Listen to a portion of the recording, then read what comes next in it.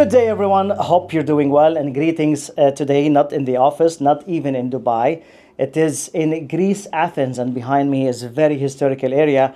And believe it or not, we are now in a session, in conference with our colleagues related to citizenship and residency by investment programs. And we took the chance to meet one of a very dear friend, dear colleague, a professional lawyer, came all the way from غرينادا to Greece to attend this conference, and even also to share so many insight information with that. For whoever watching this video for the first time, as you know, my name is Tony Ibrahim. I'm your captain for citizenship and residency by investment programs, and this podcast will be dedicated to the Grenadian citizenship program.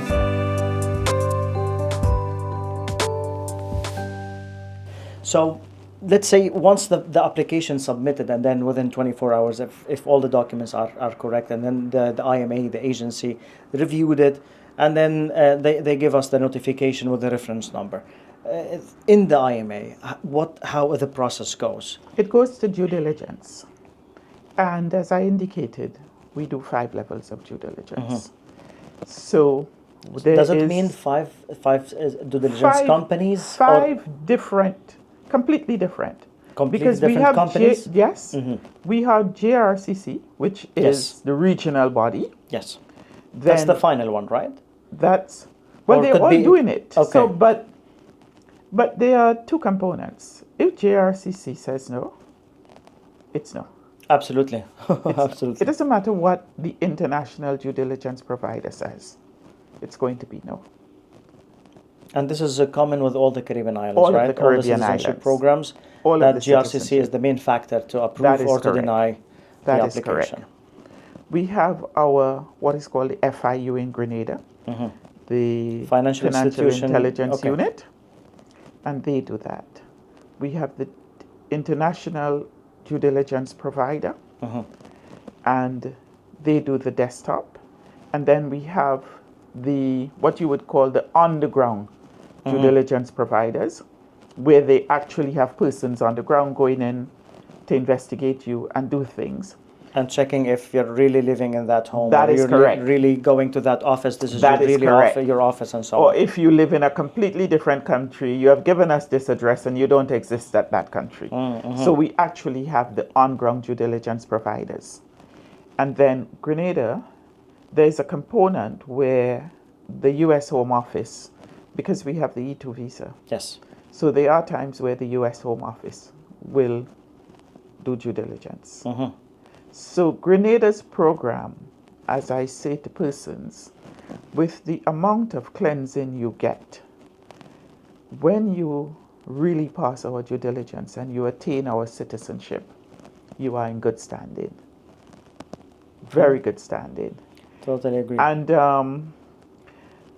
all of the agents are expected to do due diligence on their individual applicant. And that's absolutely. So even us as local agents, we have to do a minimum vetting on our applicants. Mm-hmm. The marketing agents are expected to do a minimum vetting on their applicants. That's the minimum thing that it should be. And there's a component where most persons may think I can go on the Facebook, say what I want. Mm. But there is a component where the black web is also checked.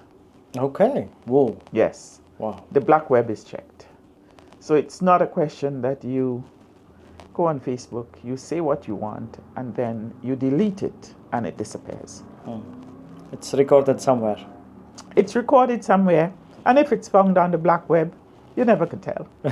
So you have to be very cautious about. And I caution people, I caution applicants all the time. I say, mm-hmm. You have to give me a little information on how you use your social media. Mm-hmm. Because that's so true. Your social media, if you on social media, threatening persons, and you may become a national security risk for one of these islands eventually. That is so true, and then I couldn't agree more with you, Mrs. Margaret. I have seen it in some of the matters where we do sometimes a private due diligence on people, or into clients who they really wanted to go for citizenship programs, and then we have a doubt on them, to be frank with you.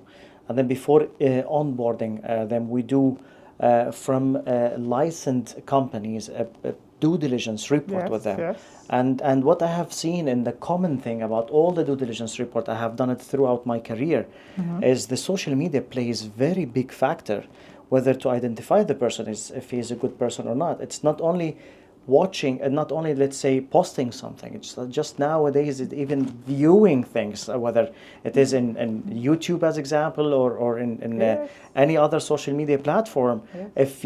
Because it has that type of history That's correct. for you, and then they will check it at the end of the day. Yes. Oh, that's so nice. So once let's say the due diligence or the 5 layers of due diligence been concluded, let's say, what happened next? And I would interject here and say, sometimes you have an application that's delayed. Yes. And it is delayed because you may come from a country where multiple persons have the same name. Yes. And even outside of citizenship, I would say this. I had a delay.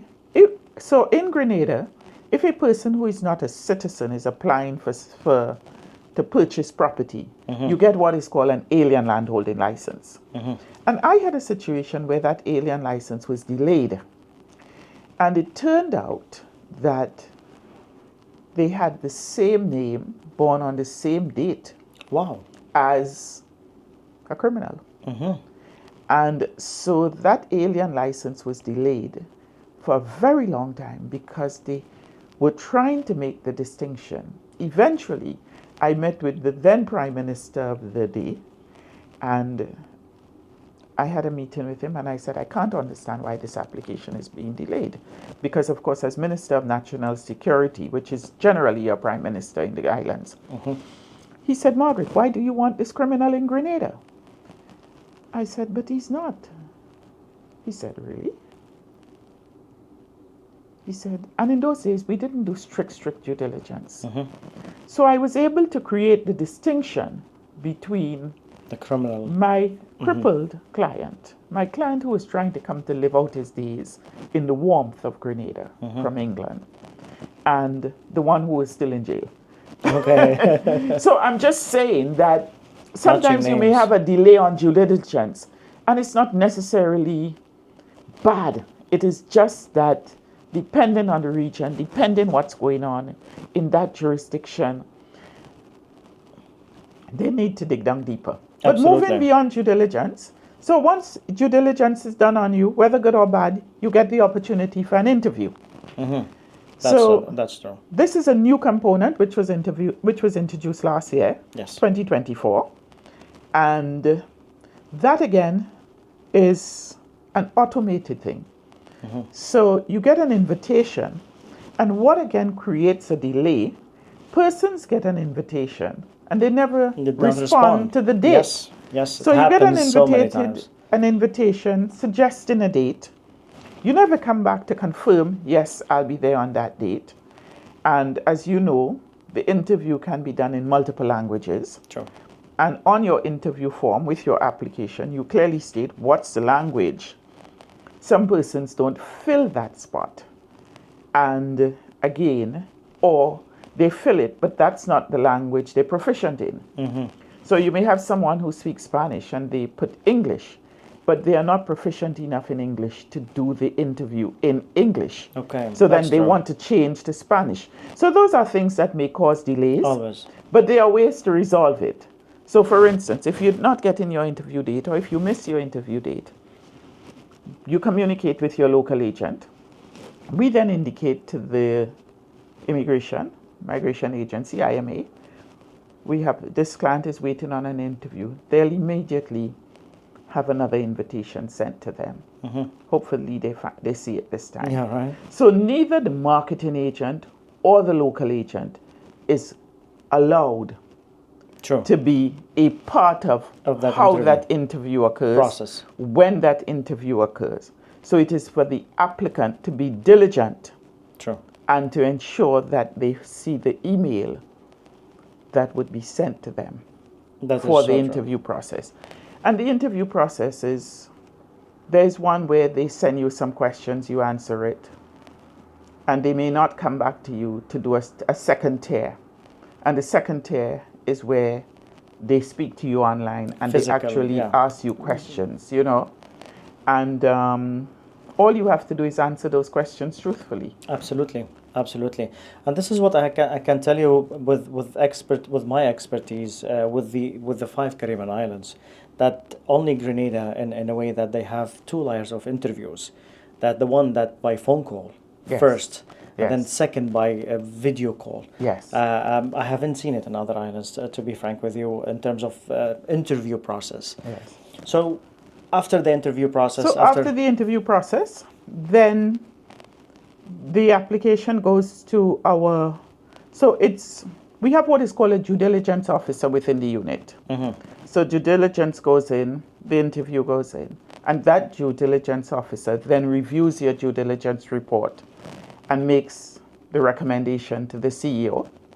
The CEO then submits the report really to the CEO. The CEO then prepares that application to be submitted to the board, the committee. The committee then takes the decision how this application goes forward. They would recommend it to cabinet, because then we go to the next level. So all the ministers of government in Grenada, which is called our cabinet, so our cabinet of ministers, which includes the prime minister, who is the minister for citizenship by investment currently, all the ministers then take the final decision if you become a citizen of Grenada. Okay. And that is so beautiful, because you are not a surprise to the country. Everybody tells you, the whole government is basically saying to you, when they recommend your approval, welcome to Grenada. Okay, so the committee who approves or denies any application is the prime ministers. The ministers. No, the committee then does the groundwork of looking at what the due diligence report and what the CEO has written. And at that point, it goes to the cabinet. So the committee looks at all of this, and then they send it to the cabinet with a recommendation. The cabinet is at liberty to say, I need more information on this application. The cabinet then looks at it, and once the cabinet is satisfied that you are worthy of having citizenship, you are then granted citizenship of Grenada. Okay. As I say, not by one man, but by all 15 persons in the cabinet. That's so amazing and so impressive to know about all the process, how the application, the moment that it comes to your esteemed firm, and then goes to the IMA, and then the whole process goes. It's a very careful designed journey, I can call it. Yes. From A to Z. But what I would like to add, Tony, the application actually begins a little before it gets to the unit. The application actually begins at the bank. Absolutely, that's what we want to highlight as well. So, as soon as you send me an application, the first thing I have to do is take that application, send it to the bank, and the bank gives you the clearance on where the money is going to come from. And once the bank says, yes, that person's source of funds is satisfactory, that's the only time money can come into the country for the application. So if the bank cannot identify your source of funds, if the bank cannot identify what is happening with this individual, they will not accept money, and so the application will never get to be processed in Grenada. So that is another level of due diligence from the financial standpoint. Absolutely. And that's where an application starts. It starts with the bank saying your source of income, your source of funds is good and satisfactory. Or not. Or not. And if they say it's not, your application cannot be processed. Yes. That's great. So we can call the layers of due diligence are 6 so far. 6 so far. Yes. But that's I don't think so. We have it in other countries that they have citizenship program around the world. Yes. To be frank with you. So with this being said, I would love to hear from you a few advices to few colleagues in our industry, or even also few people who they are interested to apply for the citizenship by investment program in Grenada. What do you think that the common mistakes in the applications happened? Well, there's the first thing of the language. And I think for many marketing agents and many applicants, they have to be absolutely careful with completion of their forms. Our main form, the longest form, is our Form 1. Yes. And if you get your Form 1 correct, you should be able to get all of your other documents correct. And one of the things I would say to agents, you have foundation documents. And your foundation documents, a foundation document in Grenada and your main foundation document in Grenada is your birth certificate. Absolutely. We will put nothing else on your form other than what is on your birth certificate, unless you can prove you have had a change of name, unless you can prove by your marriage certificate you have had another change of name. Sure. So in many cases, you have persons putting names on the forms, and you can't marry it. So the first thing you need to do is understand the foundation document that you should work from. And your foundation document is your birth certificate. And in the case where you are married, your birth certificate and your marriage certificate. And that is all you really need to follow. And if you follow that right through, you should have no delays in terms of your application process. That's so true. I always say that in terms of application, it has to be harmonized in a way that I can't say in one form my name is so and so, or even also with, as example, let's give an example of my name, Tony, Tony, and then I cannot give in the other form is Toni. That is correct. That is correct. So it has to be harmonized, and in case if any, let's say, not duplicated, but doubled information in the same question, let's say in different forms, it has to be harmonized altogether, and then the whole process, the whole documents required, it has to be in a place in order, if we can call it, especially what you said about the birth certificate, and thank you for mentioning that. So if you understand that Grenada works from a foundation document, then your completion of your forms will be straightforward. Your medical. So when you go to get your medical report, you should have the same name. On your national ID, you should have the same name. On your police report, you should have the same name. And the name comes from your foundation document, which is your birth paper. That's as simple as it is. So in some countries, you can change your name quite easily. And if that is the case, you must show the supporting document where you changed your name, and it is registered with your authority to show that I've actually changed my name. Because change of name is allowed in Grenada, but you change your name, we have to advertise it in the newspaper that you have changed your name. It must be registered at our registry. So it's a clear, comprehensive, streamline. I have changed my name. I have left behind this name, and I now use this name. That is the expectation of applicants, providing the proof that you have changed your name, if you have changed your name. That's true. If you no longer use your marriage name, providing the proof that you are divorced. Mm-hmm. And so once you do these things, there is no delay. Absolutely. There is no delay in your forms. Absolutely. The other one that causes a bit of delay is really persons establishing their source of funds. Mm-hmm. That persons have multiple source of funds. And so you have to establish that you have the equivalent of the investment sum. The government of Grenada is not saying to you, we want to know how many millions you have.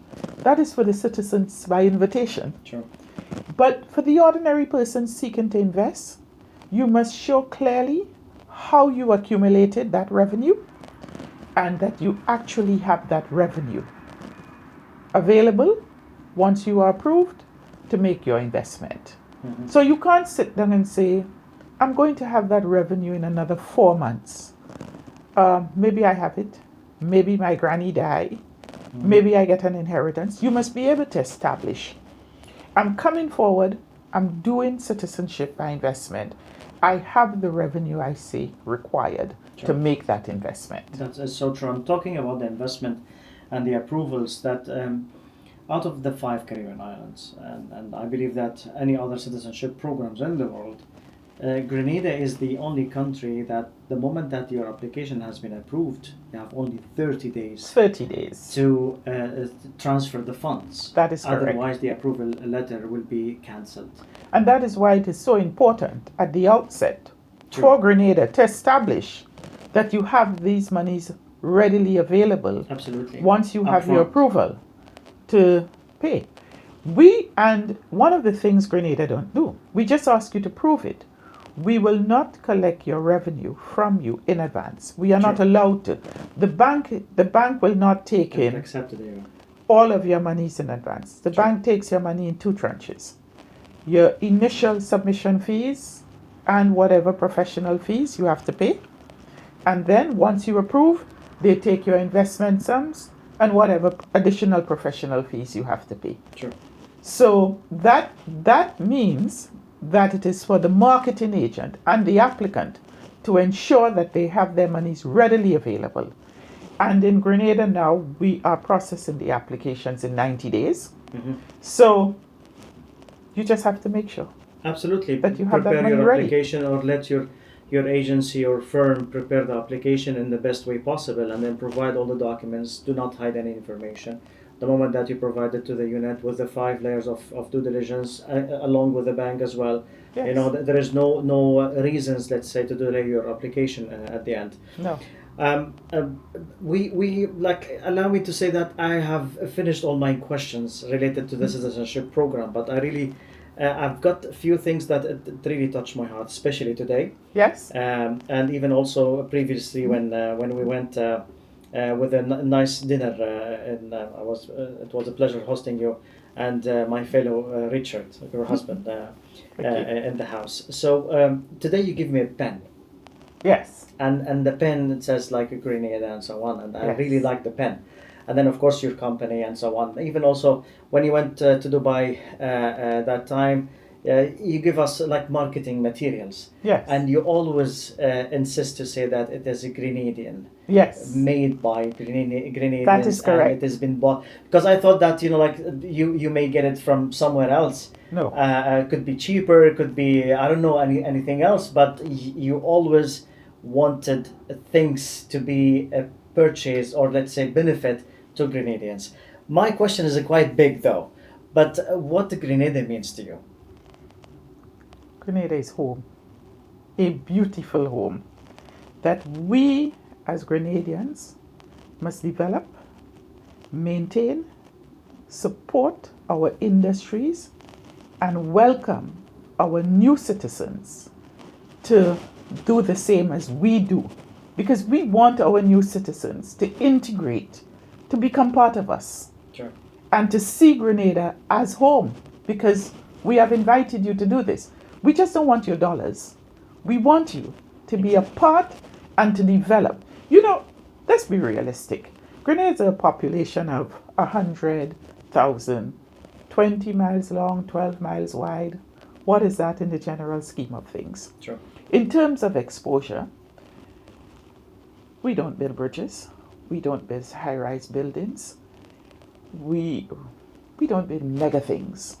But we do have citizens now who do those things. And so, as we develop and we evolve, we expect those experienced citizens to actually support their country, their second citizenship, and specialized doctors.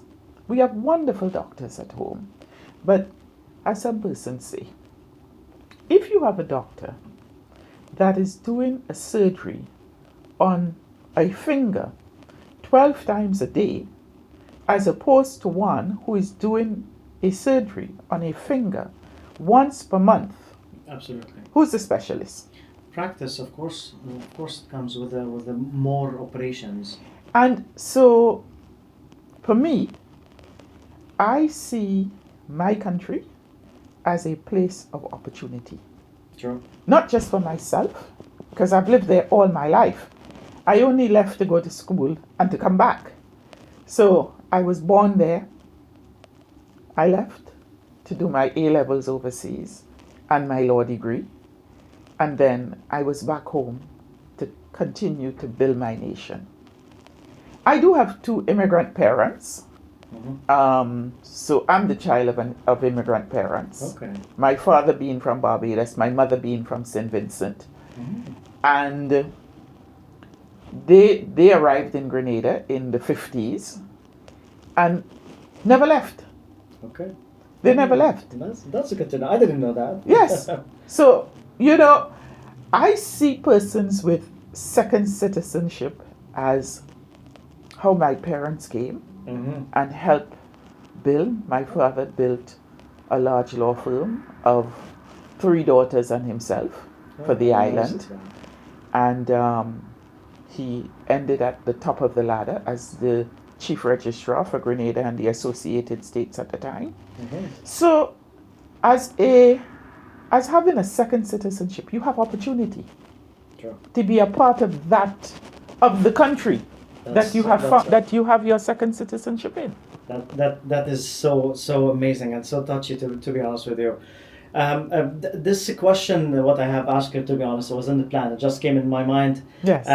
Especially with so many things that how you always feel proud of being a Grenadian, and how the other Grenadian citizens should follow the same, whether they are CBI citizens or by decent, let's say, citizens, because Grenada, in my opinion, is one of the very competitive program, because it does not differentiate the citizens. No. Whether they are CBI citizens or nature citizen, anything related to adding spouses, adding babies, anything related to that, it goes similar to any normal or other citizen. That is correct, and you can vote. Okay, absolutely. You can vote, you get your driver's license, you can open bank accounts. You become just like me, who was born there. To be honest, that's unlike other options. Yes, I know other options don't allow you to vote and have your say. You can be a parliamentarian. Okay, so maybe the next prime minister will be. We don't know. So the last question now. Yes. And I have been thinking about this question for the last 2 years. The moment that you were and with my fellow Richard in our house, and we talked about the visas, and then I was trying to tell you from my perspective, because I felt like, to be honest with you, you've never faced an issue with the visa. So I was trying to tell you, like someone with a not decent passport holder, let's say, a citizen of X country, that they don't have good passport, they have to hassle just to apply for the visa, and then even sometimes they get questioned in the borders and so on. But you told me a very good story, and I kept it 2 years just for you to say it in this episode. Can you tell us more about the visas? About the Grenadians, how they suffered in a period of time. Oh, yes. So, we had a revolution on island.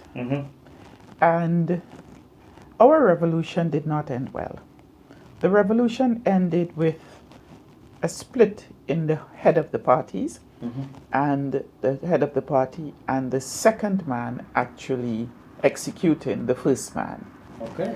America then came in, and some call it an invasion, others call it by different names. So America came in and brought peace back to the island, because the island was split down the middle by the 2 fractions.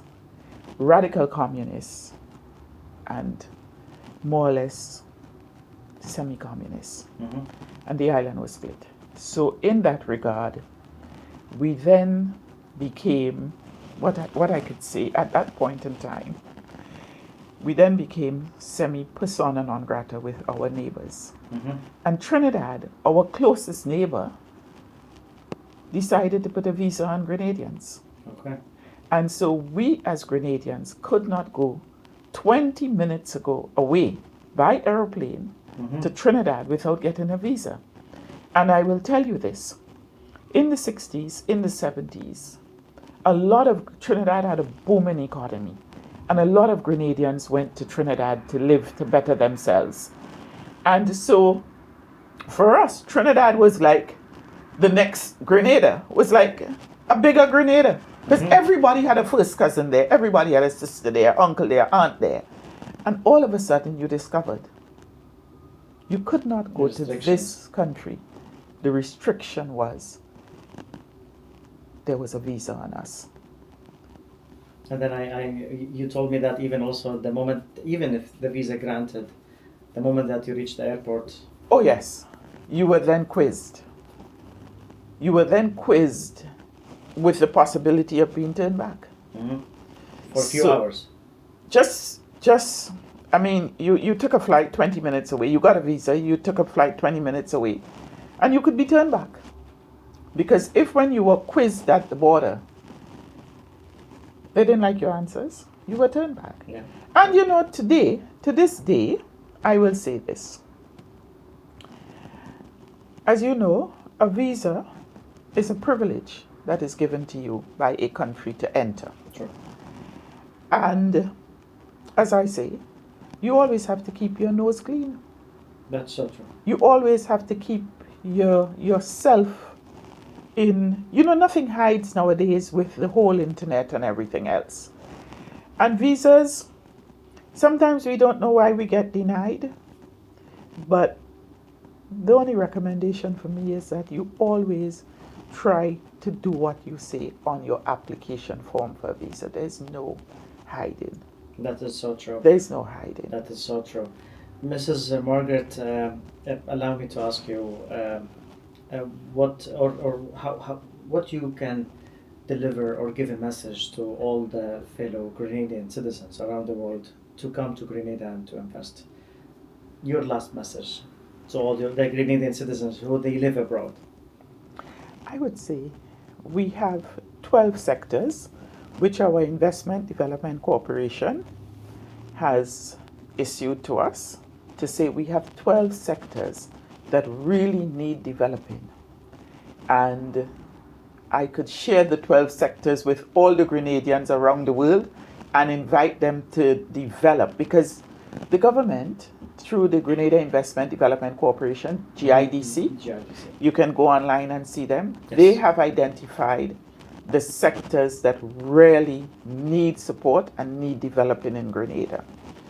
And if for no other reason, we have little crime, we are a safe place to live. Indeed. And so if you just want to come and live in a safe environment, not get involved in the hard work that I'm telling you to get involved with coming to develop. If you just want to come back and live, you should, because we have a wonderful country. Absolutely. And I highly recommend for all the Grenadian citizens around the world to at least go and check the GIDC website, and then they can get business opportunities if they are all businessmen or business mindset people. They can go and just check everything online. And I've tried it personally with a few citizens of Grenada, contacting the GIDC, and they are very responsive. They give you even a lot of studies related to the industry that you are interested in, and so yes. on. So I share the message and I support your message to all the Grenadian citizens. And for the leisure persons, the persons who just want somewhere to live in peace, comfort, quiet, safe, Grenada is the next place. It is indeed. Mrs. Margaret, I don't know what I have to say. It was so insightful speech and talk, discussion together. I have learned a lot, to be honest with you, throughout the years and even also today. I really appreciate it. I really thank you for all of that long-standing professional relationship, 10 years and even also more to come, with more Grenadian citizens. Yes. To be in there, thanks. I hope that maybe ChatGPT or any other AI or anything can implement a new thing that more than thank you. And I would say to you, Tony, and I have to thank you for sharing your podcast with me. Pleasure. And I'll say this. It's just a little plug for Infinity, Grenada Inc. And I will say to you, from our standpoint, we have built our own portal. And so for our agents, you get your password, you go online, you see what's happening with your application.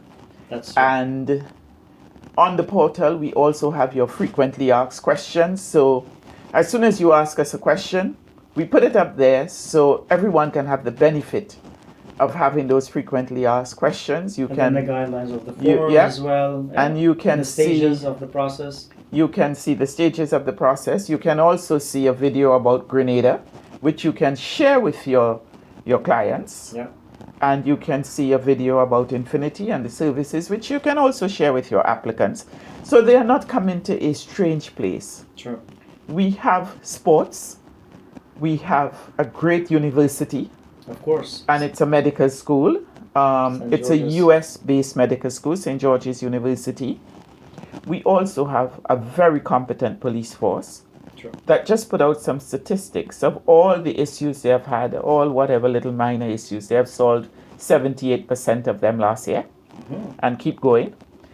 And so as a country, we may not be big, but we have all the facets of what you would call good living.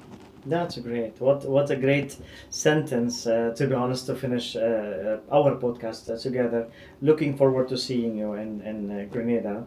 And of course, our episode is not the last. It's going to be continued in Grenada. And to talk more about the country and even also to encourage all the citizens of Grenada to come to their home. At least visit once. Thank you so much, Mrs. Thank you. Wilkins. I really appreciate it. Thank you. Thank you. Pleasure.